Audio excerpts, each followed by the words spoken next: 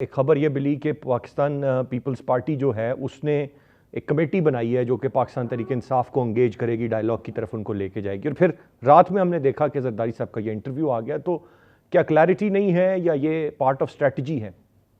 Clarity नहीं है। जरदारी साहब दरअसल अभी तक वो 2005 और 8 के दौर में रह रहे हैं, जब ये शरीफों के साथ इस तरह का गेम खेलते रहते थे। और उस वक्त क्योंकि दो फरीक से बारियां अपनी लगा रहे थे, एक बार आप चले जाएं, एक दूसरे करें। और सॉरी टू से मुझे तो, अब वो जो है ना, मुझे तो शर्म दामनगीर होती है खुदा करते।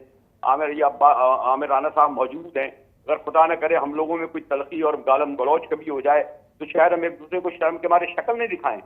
या उस शहबाज शरीफ साहब के वो घुटने लगातों पे हाथ लगाते हैं जिन्होंने कहा था कि मैं जरदारी तुम्हारा पेट फाड़ के पैसे निकालूंगा और लाहौर की सड़कों पर फेंकूंगा, और ये टुकड़ियां डालते हैं। तो मुझे याद आता है कि फायदा उठाना चाहते हैं, जैसे मैंने कहा, ये कह रहे थे अभी कि आवाम तो है ही नहीं, वो काउंट ही नहीं करते। वो ना मीडिया को काउंट करते हैं ना आवाम को काउंट करते हैं। वो समझते हैं कि ये इनकी बादशाहत है, ये दो घरानों की, ये इनको समझते हैं जैसे मुगल बादशाह होते थे, ये हमारा हक है रूल कर। बरेलवी साहब, कहते रहे हैं इसमें आपके इमरान आप खान आ बसद गया, एहतराम। बाहर आउटसाइडर आ गया है, बाहर आउटसाइडर आ गया। उसके बाद भारत मीडिया भी है, सिविल सोसाइटी भी है, वकुला भी हैं।